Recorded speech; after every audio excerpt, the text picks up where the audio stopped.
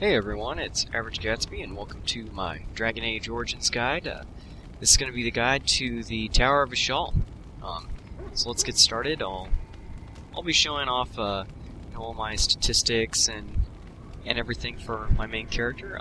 First of all, I want to point out that I will be taking the road, as far as my two-handed warrior goes, as the melee damage dealer. I think that is the best way to play the two-handed warrior, but you can also go with the role of the tank. It also makes a very good tank, and I will be showing you how to do that when I get Sten.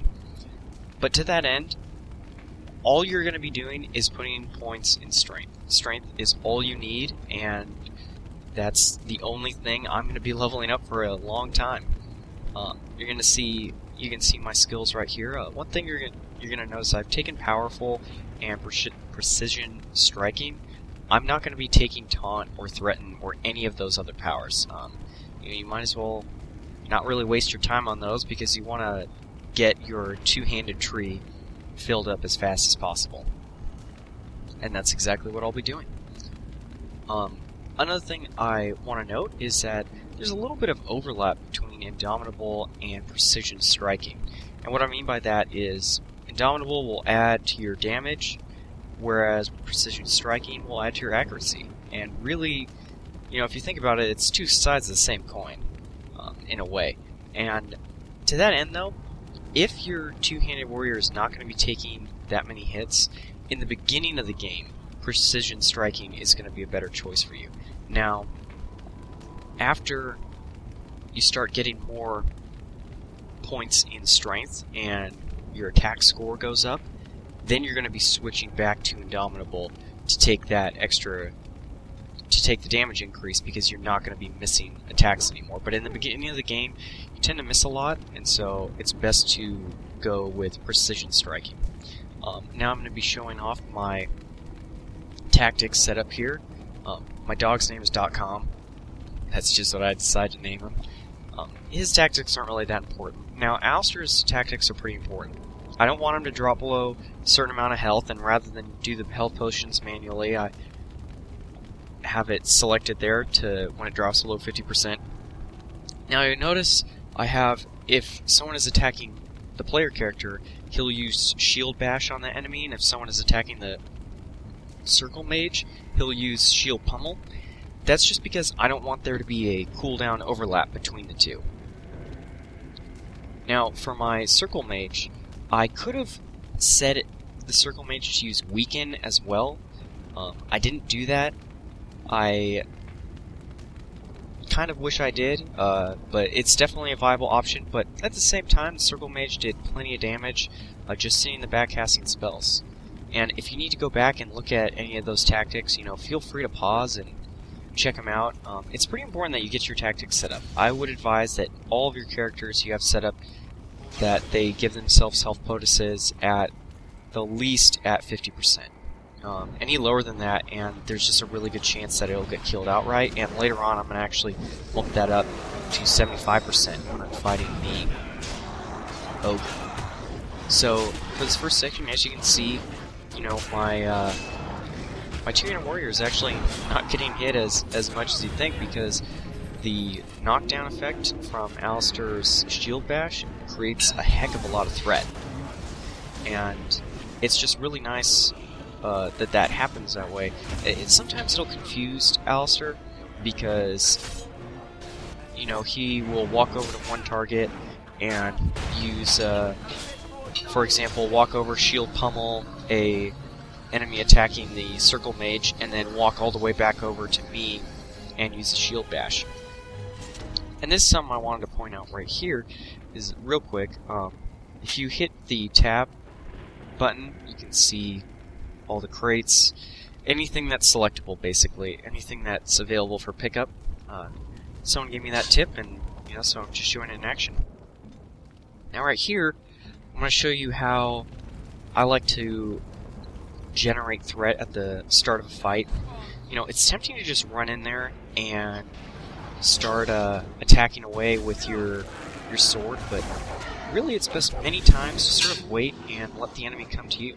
Now, one thing to note, Alistair, as soon as a character is attacked that I've selected Alistair to defend, so for example, my player character, as soon as that player character gets attacked, Alistair will automatically switch from his ranged weapon to his melee weapons and then perform the shield bash on it. So you don't have to necessarily go and constantly, you don't have to set Alistair to go back to melee weapons in order to have him engage in his shield bash or shield pummel.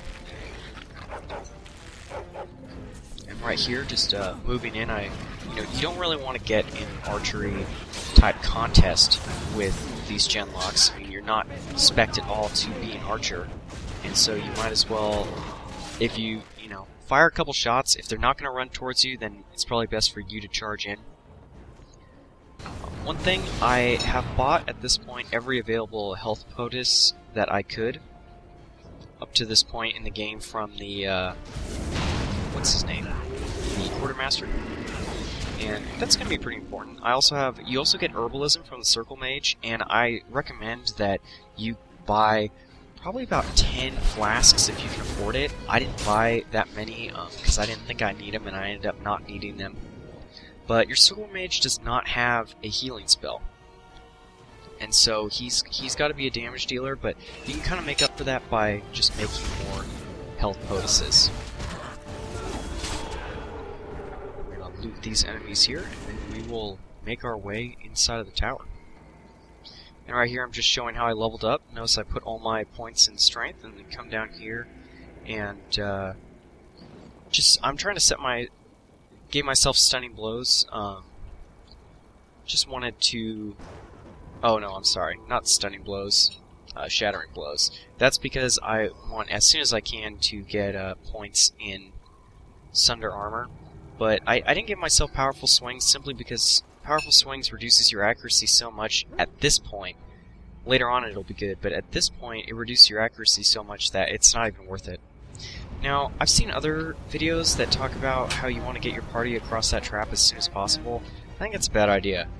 Why not take your dog, who has the fastest movement speed out of any of your characters, and get him to run over, activate the trap, and then get the enemy to charge towards you. Notice how they walked into their own emissary's fire blast, I believe that was. I think he ignites that grease trap right there, and they walked into it. And so I'm able to sit back here and take out these two Hurlocks without even walking in the room. There's no need to make these fights harder than they need to be, and if you can get away with waiting and not charging in there, then usually that's a pretty good idea. Now I make a mistake right here, and I charge way too far ahead with my player character, and unfortunately I take a lot of damage, and so I have to use a health potus before I can even get a hit on these characters. The main problem isn't so much that I took all this damage, but it's that Alistair is so far away from me at this point that it takes him a long time before he can come and back up my character. Right here, just wanted to give myself the larger health potus, if it can prevent me from using more at this point. I think I was still on cooldown from the other one. That's why I didn't use it. And Alistair's running around here. As you can see, he was about to finish off that Hurlock, and he just turns around and ends up not killing it because my Circle Mage became under attack. But finish off all of them in there, and gonna go around and loot some of these enemies and then press forward. Now I'm at the doorway that you saw before. I like to always pick the rear doorway, give myself as much time as possible for the enemies to charge towards me. Now I'm going to be activating Deathroot Extract, and what this does is it adds a possible stunning effect with every single one of my sword blows, which is really nice. It doesn't happen that often, but it'll happen enough that I think it's worth it.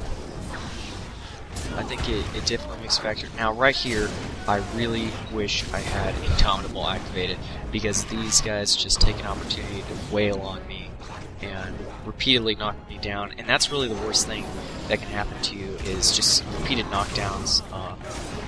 Knockdown, it's a powerful move when you're using it against someone else, else, but it really sucks when it's getting used against you. I come over here to help out my circle mage because I'm trying to prevent any of my party members from actually falling during this whole section, and I think I do prevent it. So, circle mage, I got stunned right there. That wouldn't happen had I used Indomitable, but at the same time, most of my hits hit. So, anyway, I'm Average Gatsby. Hope you enjoyed this video, and I'll see you guys later.